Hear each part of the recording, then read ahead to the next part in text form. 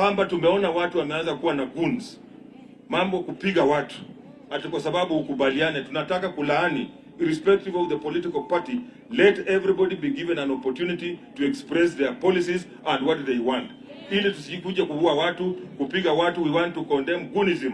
Ile vitu tuliona Kisii, mahali tumeona wengine inapangwa, alafu ndio waseme bali Ruto ni oholi.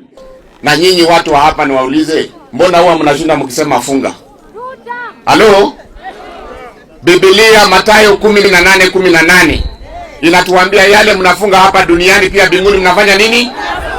Saa ile mnashindwanga mkiambiwa hapa funga funga, mnafungia baraka, mnafungia maji.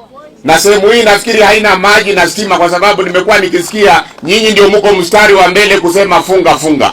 Lakini raundi hii kwa sababu leo mmesema fungua, tutaleta maji, tutaleta stima, hii hall itaisha. Halo?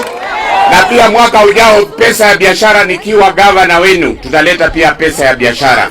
Usiku juzi mheshimiwa ule retire anaitwa Uhuru Muigai Kenyatta anapigia na tembea simu usiku, anamwambia nyinyi Waluhya mprepare, mimi nataka kuwapatia uongozi, alimsupport mtu mmoja apate uongozi.